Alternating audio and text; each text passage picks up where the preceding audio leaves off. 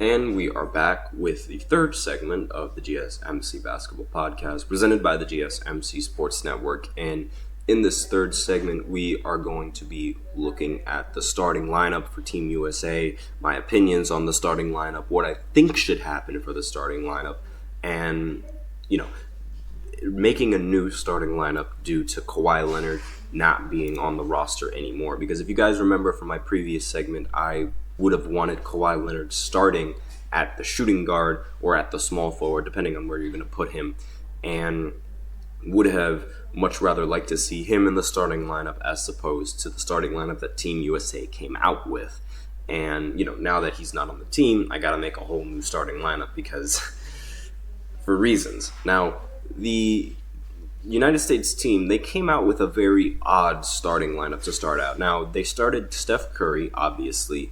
Then they started Devin Booker, and then put Jrue Holiday at the small forward. I don't understand why they started, 3 guards in the starting lineup as opposed to having, 2 guards, 2 forwards, and a center. I thought that was very, very odd. But at the same time, I do understand that this team, like the team that they were up against, Canada, they actually started with 4 guards on the roster because, again, this team was lacking height. And so I feel like this was sort of a lineup in response to the Canadian lineup and how they were running the team. So I think that's why the starting lineup was Steph Curry, Devin Booker, Jrue Holiday, LeBron, and then Joel Embiid. So if this is the lineup that they wanted to, come out with in response to the Canadian lineup, like to try and match up with them rather well, then I don't really have a problem with that whatsoever. But if I were to go into this game, I would have put Steph Curry at the 1. Then instead of having Devin Booker in there, I would have put someone like Anthony Edwards in there.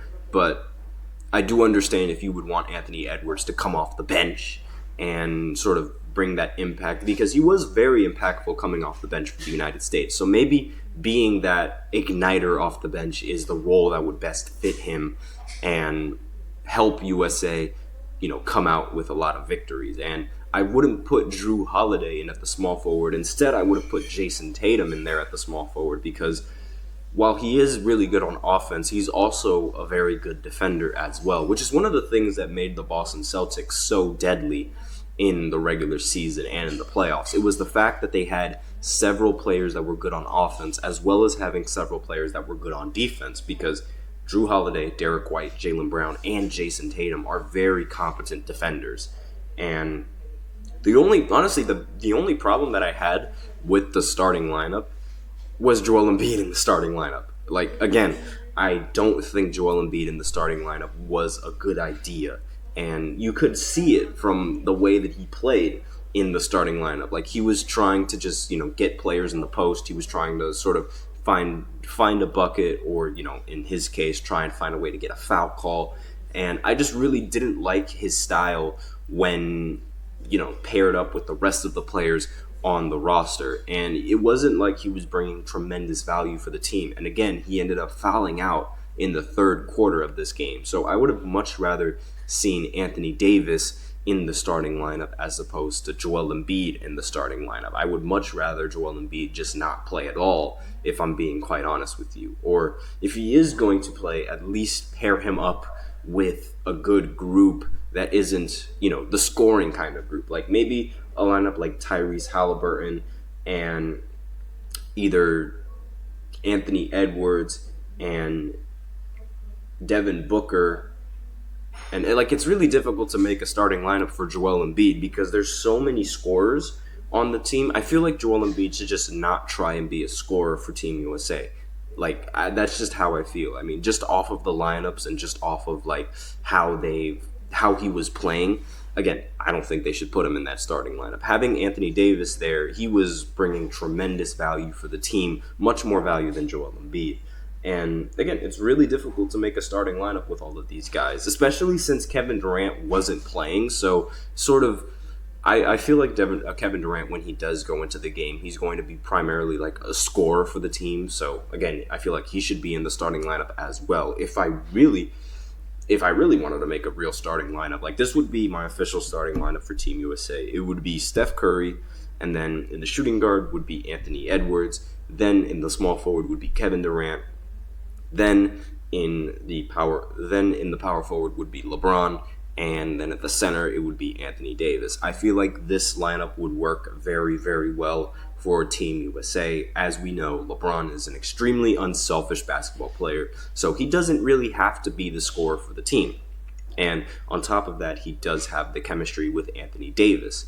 And, he wouldn't mind giving the ball to someone like Anthony Edwards or someone like Kevin Durant to create a shot for themselves. And then, you have some of the scorers come off the bench. You have Tyrese Halliburton come off the bench along with Devin Booker and even Jason Tatum, honestly. Like, it's between Jason Tatum and Anthony Edwards in the starting lineup for me. I mean, personally, I would much rather see Anthony Edwards just because of how he performed. But if he's going to be that igniter off the bench, then I wouldn't mind seeing Jason Tatum in that starting lineup as opposed to Anthony Edwards. Like, the dream lineup for me would be LeBron at point guard, Steph Curry at shooting guard running off the ball, then having Jason Tatum at the small forward, Kevin Durant at the power forward, as well as Anthony Davis at the center. Because one of the things that lineup would have is the ability to switch on almost every single defender, right?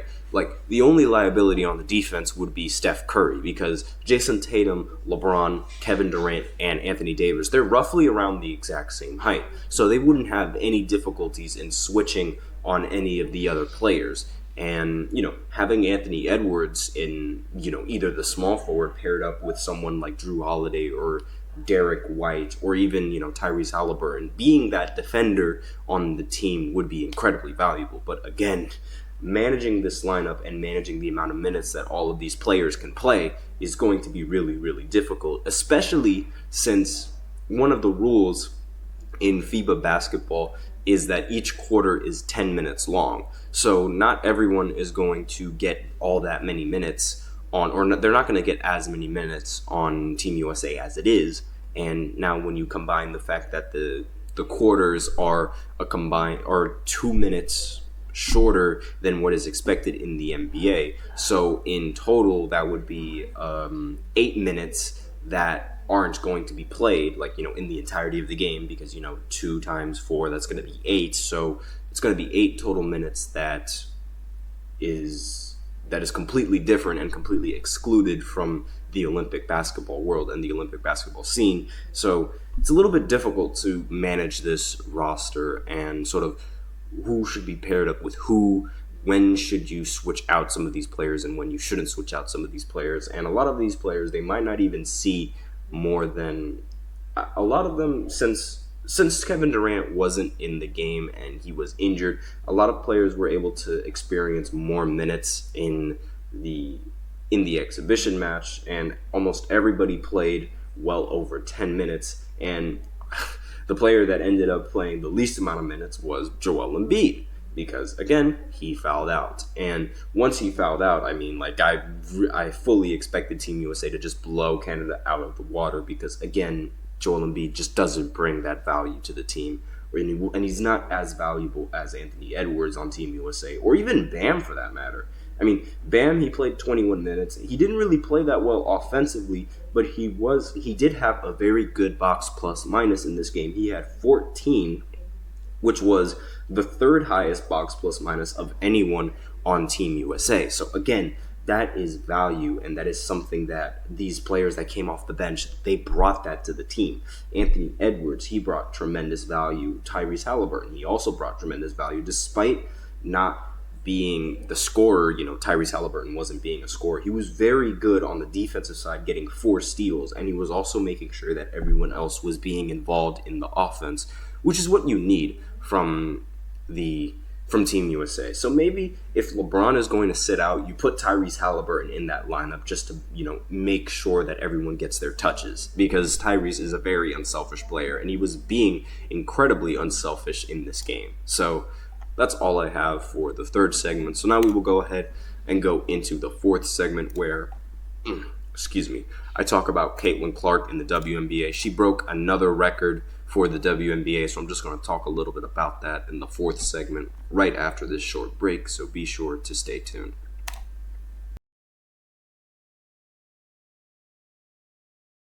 For the best and latest podcasts available anywhere, go to the podcast app on your cell phone and type in GSMC to access free content-rich podcasts on health and wellness, book reviews, sports, entertainment, relationships, social media, movies, technology, finance, and even weird news. Subscribe and download the GSMC Podcast Network's family of shows, available everywhere podcasts are found.